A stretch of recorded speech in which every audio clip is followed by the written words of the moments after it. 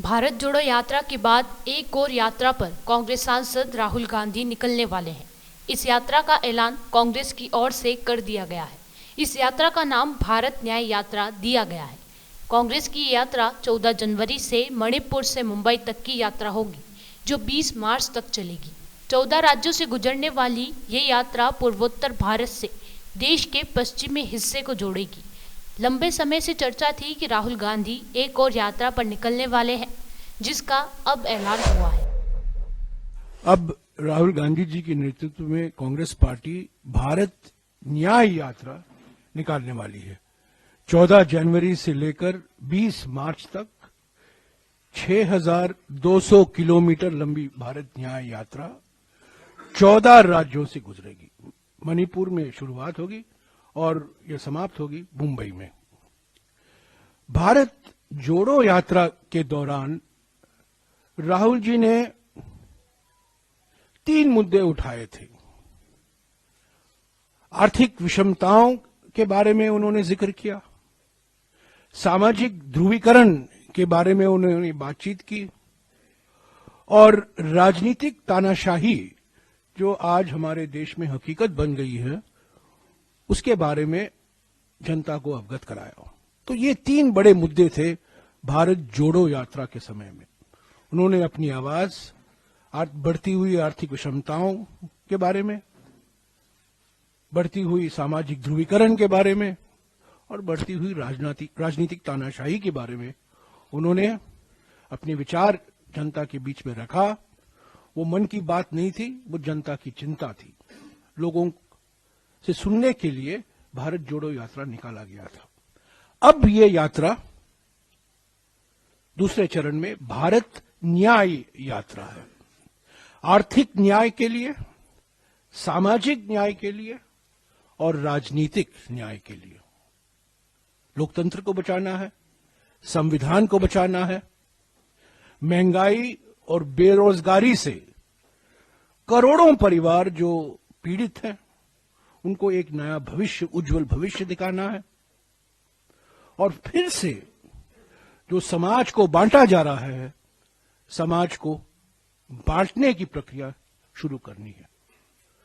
तो पहले भारत जोड़ो यात्रा, भारत को जोड़ने के लिए, और अब भारत न्याय यात्रा, ताकि लोगों में हम आश्वासन देंगे कांग्रेस पार्टी की ओर से, राहुल गांधी जी की ओर से, कि कांग्रेस पार्टी वचनबद्ध है लोगों को, आम जनता को आर्थिक न्याय, सामाजिक न्याय और राजनीतिक न्याय पूर्ण तरीके से मुंबई भारत जोड़ो यात्रा में जम्मू और कश्मीर और दिल्ली के अलावा 12 राज्य शामिल थे। भारत न्याय यात्रा में 16 राज्य शामिल हैं, 14 राज्य शामिल हैं, पर 6,200 किलोमीटर लंबा ये भारत न्याय यात्रा है। जैसा कि इन्होंने आपको समझाया, ये ज्यादातर बस यात्रा रहेगा, पर रोज पद यात्रा भी होगा। उसकी जानकारी आपको मिल जाएगी। पर ये यात्रा है आर्थिक न्याय के लिए, सामाजिक न्याय के लिए और राजनीतिक। भारतीय कुश्ती संघ WFI के निलंबन के बाद इस मुद्दे पर सियासत जारी है। कांग्रेस नेता राहुल गांधी आज सुबह हरियाणा के झज्जर के छारा गांव स्थित वीरेंद्र कुश्ती अकादमी पहुंचे। यहां उन्होंने पहलवान बजरंग पुनिया से मुलाकात की। वहीं हम आपको बता दें, इसी कुश्ती अखाड़े से पुनिया बंधुओं ने अपनी कुश्ती की ट्रेनिंग शुरू की थी। अखाड़े में क्या क्या किया राहुल गांधी के साथ? वो हमारा जो रूटीन होता है ना रेसलिंग का, वो देखने के लिए आए हैं। तो कोई खास बात हुई पहलवानों से? वो बिल्कुल उनके माइक में, उनके चैनल पे या वो वीडियो बनाई थी उन्होंने। हाँ, कुश्ती की उन्होंने, जोर किए, एक्सरसाइज की। बिल्कुल आपके साथ किया? मेरे साथ ही कर रहे थे। तो क्या खास देखने आए थे वो जो आप लोगों के? वो ये देखने आए थे कि भाई जो एक खिलाड़ी होता है उनका जीवन कैसे होता है, रेसलिंग का जीवन कैसे होता है, तो वो देखने के लिए आए। भारतीय कुश्ती महासंघ के पूर्व अध्यक्ष ब्रजभूषण शरण सिंह के खिलाफ भारत के दिग्गज पहलवानों का विरोध जारी है। पहले रेसलर बजरंग पुनिया के बाद अब विनेश फोगाट ने भी पदक लौटाने को लेकर एक बड़ा ऐलान कर दिया है। उन्होंने कहा कि वो अपना मेजर ध्यानचंद खेल रत्न और अर्जुन अवार्ड वापस करने जा रहे हैं। तेलंगाना के मुख्यमंत्री रेवंत रेड्डी और उप मुख्यमंत्री भट्टी विक्रमार्क मल्लू ने मंगलवार को दिल्ली में प्रधानमंत्री नरेंद्र मोदी से शिष्टाचार मुलाकात की। मुख्यमंत्री बनने के बाद रेड्डी की पीएम मोदी से ये पहली मुलाकात है। सूत्रों की माने तो बैठक के दौरान रेवंत रेड्डी ने तेलंगाना में लंबित परियोजनाओं पर चर्चा की, साथ ही केंद्र सरकार से बकाया राशि जारी करने की मांग की है। नई दिल्ली में इजरायली दूतावास के पास धमाका हुआ है। ये ब्लास्ट दूतावास के ठीक पीछे खाली पड़े प्लॉट में हुआ है। हालांकि इस ब्लास्ट में किसी को नुकसान नहीं पहुंचा, लेकिन पुलिस को धमाके वाली जगह के आसपास एक लेटर मिला है। इसके साथ एक झंडा भी बरामद किया गया। एक पेज की इस चिट्ठी में इजराइल को लेकर आक्रोश जाहिर किया गया है। दिल्ली पुलिस ने इस घटना को गंभीरता से लिया है। आसपास के इलाके के सीसीटीवी फुटेज खंगाले गए। दिल्ली में पंजाब कांग्रेस के नेताओं के साथ बैठक में राहुल गांधी ने सख्त हिदायत दी और कहा कि अनुशासनहीनता बर्दाश्त नहीं की जाएगी। नेता पार्टी नेतृत्व को हल्के में ना लें। बिहार की कानून व्यवस्था दिनों दिन बिगड़ती जा रही है। अपराधी लगातार पुलिस प्रशासन के लिए चुनौती बने हुए हैं।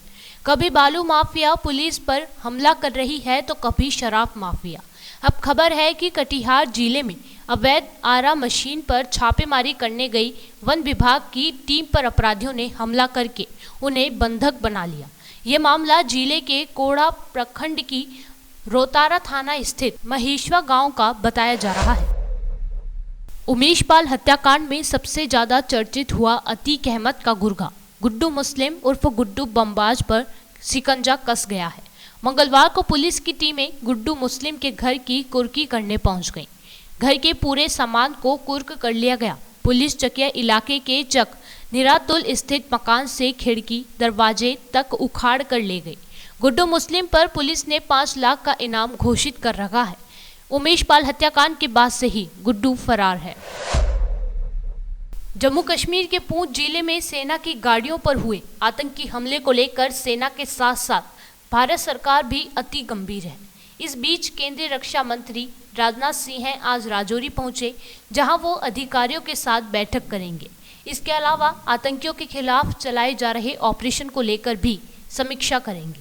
इसके अलावा आतंकी हमले वाली जगह पर राजनाथ सिंह जाएंगे। बीते गुरुवार को हुए पूंछ हमले में 4 सैनिक शहीद हो गए थे और 2 जवान गंभीर रूप से घायल हो गए थे। उत्तर भारत में ठंड ने कहर बरपाया हुआ है।